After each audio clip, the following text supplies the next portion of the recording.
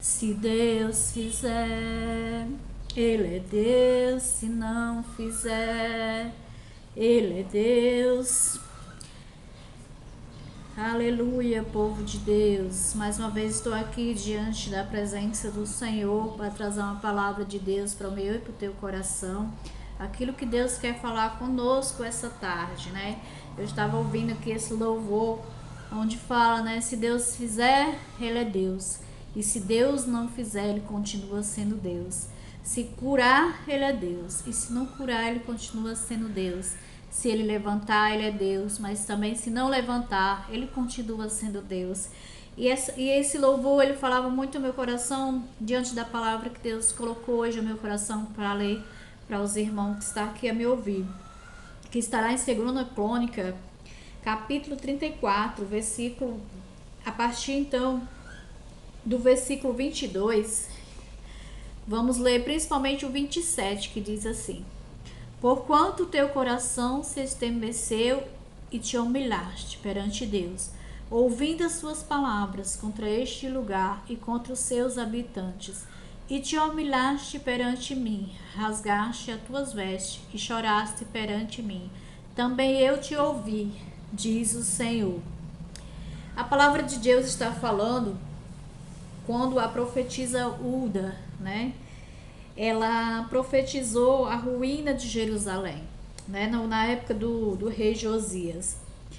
E aqui fala bem claro, né, que ela profetizou sobre ela advertiu contra a condenação, né, daquele povo. E a palavra de Deus que eu achei mais interessante, que aqui ela profetizou. E o rei Josias, ele não foi, era um rei apesar de novo, começou, né, o reinado muito novo, ele não foi realmente murmurar contra Deus. Ele não foi contender contra aquilo que Deus falava, porque os reis anteriores já vinham adorando outros deuses, já vinham fazendo coisas que desagradavam a Deus. Então o que o rei Josias fez? Ele desceu ao pó, ele chamou todo o povo para clamar, para virar-se novamente para o Deus vivo, porque o Deus estava realmente se irando contra aquele povo. Deus estava vindo com ira profunda, né, para realmente destruir aquele povo. E o rei Josias fala aqui bem claro, né, que ele se derramou, ele se humilhou perante ao Senhor. E o final aqui diz: choraste perante mim, rasgaste as tuas vestes, também eu te ouvi, diz o Senhor. Ele poderia ter feito diferente, ele poderia ter se apavorado, ele poderia ter blasfemado, ele poderia ter tido qualquer outra atitude. Mas aqui deixa bem claro que o rei Josias, ele fez como esse louvor que eu estava adorando, né, que é um louvor que fala muito para nós sobre Deus, né, quem é Deus. Ou ele faz, ou ele cura, ou ele continua sendo Deus. Então a nossa opinião com respeito a Deus deixa bem claro aqui que Deus nos ouve.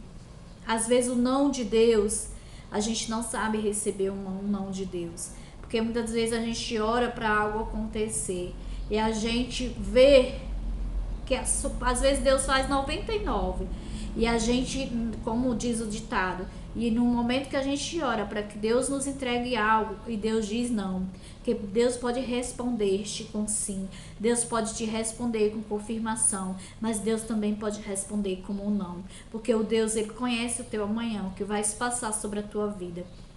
Então aqui Deus respondeu, né, como um sinal de que ia derrotar aquele povo.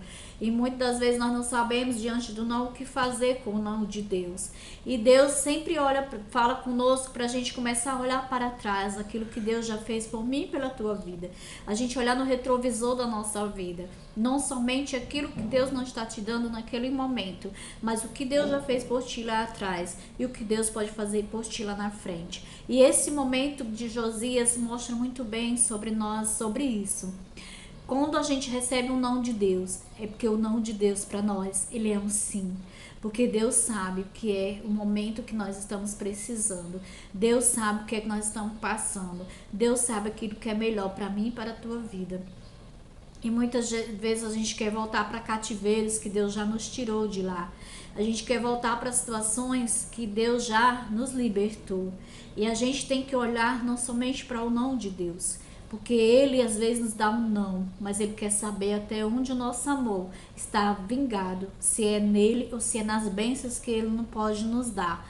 Quando a gente conhece a Deus verdadeiramente, eu sei que é muito difícil a gente ouvir um não de Deus. O não de Deus, ele significa que ele não está concordando com aquilo que nós estamos pedindo. E ele sabe. A gente tem que entender que muitas das vezes as nossas coisas, nossas escolhas, nós queremos alinhar aquilo que Deus quer para a nossa vida. E Deus sabe realmente alinhar os nossos sonhos aos sonhos dele. E o rei Josias, ele fez assim, ele restaurou o templo do Senhor, ele jogou fora tudo aquilo que não adorasse ao Deus vivo, e ele mudou a situação daquele povo. Então, se ele tivesse com o não, tivesse realmente não olhado para trás, não olhado para frente, tivesse olhado somente aquela profetisa, que era mulher, era esposa do roupeiro do rei, e existia vários profetas naquela época, mas o rei procurou justamente aquela profetisa, Uda, para levar uma palavra de Deus que Deus tinha. E às vezes você vai até Deus buscar uma resposta, e a resposta que você escuta de Deus não é aquela que você queria. É contra aquilo que você já na sua mente já projetou, contra aquilo que já na seu eu carnal você já queria para ti.